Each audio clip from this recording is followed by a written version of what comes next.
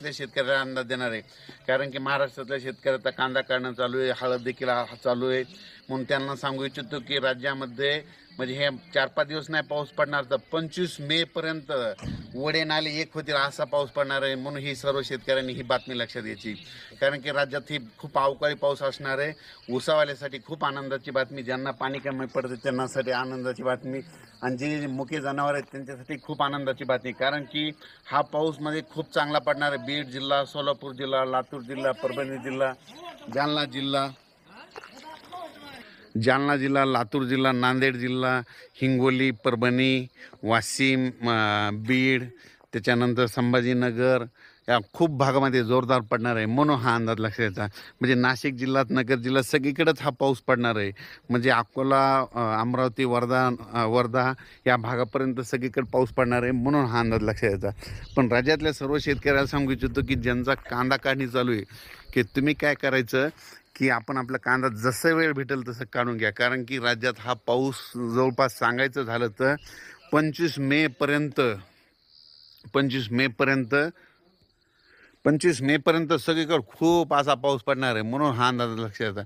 पण राज्यातल्या सर्व शेतकऱ्याला सांगू इच्छितो की हा पाऊस म्हणजे चांगला ओढे नाले वाहतील असा पडणार आहे. बीड जिल्ह्यात तर तो खूप पडणार आहे. म्हणून बीड जिल्ह्यात योगायोगानं पाणी कमी पडले उसाला, त्यांच्यासाठी खूप आनंदाची बातमी. त्याच्यानंतर सोलापूर जिल्हा, लातूर जिल्हा, परभणी जिल्हा, त्याच्यानंतर धाराशिव, त्याच्यानंतर सोलापूर, सातारा, सांगली, कोल्हापूर, शिरोळ, म्हणजे ह्या म्हणजे नगर जिल्हा, म्हणजे सगळीकडेच हा पाऊस चांगला म्हणजे वडे नाले वाहतील असा ह्या 25 मे पर्यंत पडणार आहे. म्हणून हा अंदाज लक्षात द्यायचा. पण राज्यातल्या शेतकऱ्याला, कांदा शेतकऱ्याला सांगितलं तुम्ही जसा वेळ भेटेल तसा तुम्ही कांदा काढून घ्या, कारण की राज्यात हा पाऊसमध्ये सतत म्हणजे 2 दिवस लगेच दुसऱ्या भागात जाईल की परत त्या भागात येणार. म्हणून हा अंदाज लक्षात. आणि हे अंदाज मी देत आहे, मी केदारनाथला जात आहे ना, केदारनाथून केवळ आपल्या महाराष्ट्रातल्या शेतकऱ्यासाठी केवळ हा अंदाज देत आहे. आणि राज्यातल्या सर्व शेतकऱ्याला सांगू इच्छितो की ज्यांचा आता बऱ्याच विदर्भामध्ये देखील बऱ्याच शेतकऱ्यांचा मूग देखील आलेला आहे, रिसोर्ट भागामध्ये मूग पेरलेला आहे, त्यांना सांगू इच्छितो तुम्ही काय करा, उन्हाळी मूग लवकर काढून घ्या.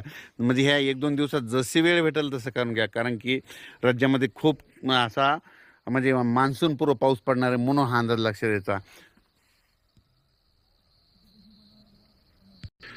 परत राज्यातल्या सर्व शेतकऱ्याला सांगतो की हा पाऊस सांगायचं झालं तर म्हणजे हे 2-3 दिवस नाही चालणार, तर कंप्लीट 12 मे पासून ते 25 मे पर्यंत दररोज 2-2 दिवस भाग बदलत सगळीकडे पडणार. परत जिल्ह्याचे नाव सांगतो: नांदेड जिल्हा, लातूर जिल्हा, त्याच्यानंतर यवतमाळ, त्याच्यानंतर हिंगोली, वाशिम, अकोला, बुलढाणा, त्याच्यानंतर जालना जिल्हा, जळगाव जिल्हा, धुळे, नंदुरबार, उत्तर महाराष्ट्र, नाशिक, नगर जिल्हा. म्हणजे सांगायचं झालं तर हा पाऊस जवळपास बीड, लातूर, धाराशिव, सातारा, सांगली, कोल्हापूर, नगर सगळीकडेच पडणार आहे. कोकणात देखील खूप पडणार आहे. म्हणून हा अंदाज लक्षात द्यायचा, कारण की हा पाऊस म्हणजे आत्तापर्यंत मेमध्ये इतका मान्सूनपूर्व कधीच पाऊस पडत नाही. पण यावर्षी मेमध्ये जे मान्सूनपूर्व पाऊस पडणार आहे याच्यामध्ये वडे नाले तयारी परतून जायला तयार होणार आहे. आणि आपल्या मराठवाड्याकडून आणि इकडल्या काही भागाकडून मात्र 21 तारखेला निघून जाणार आहे. म्हणून ही खास करून शेतकऱ्यासाठी आनंदाची बातमी. आता सर्व शेतकऱ्याचं म्हणजे ज्वारीची पेरणी चालू आहे, हरभऱ्याची पेरणी चालू आहे. म्हणून सर्व शेतकऱ्याला सांगू इच्छितो की आणखीन फक्त आज 12 आहे, आणखीन 7 दिवस पावसाचं म्हणजे वरुण राजाची हजेरी राहणार आहे. आणि तो पाऊस सगळीकडे पडणार नाही, भाग बदलत पडणार आहे, पण जोराचा पडणार आहे.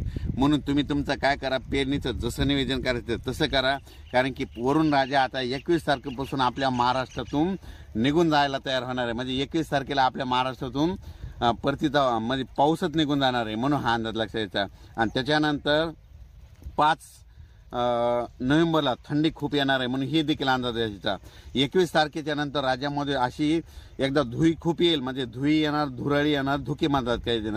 म्हणून आपण समजायचं की आता पाऊस निघून जायला तयार आहे. त्याच्या अगोदर तुम्हाला एक माहिती समजून सांगतो, 16 आणि 17 तारखेदरम्यान, 15, 16, 17 दरम्यान काय होणार, धुई येणार. धुके म्हणतात, कोणी धुराळी म्हणतात, विदर्भात धुराळी म्हणतात.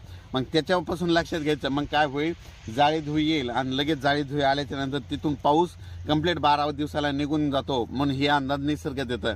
म्हणून सर्व शेतकऱ्याला सांगू इच्छितो की आणखीन परत एक सांगतो की कधी कधी कुठून पाऊस निघणार आहे.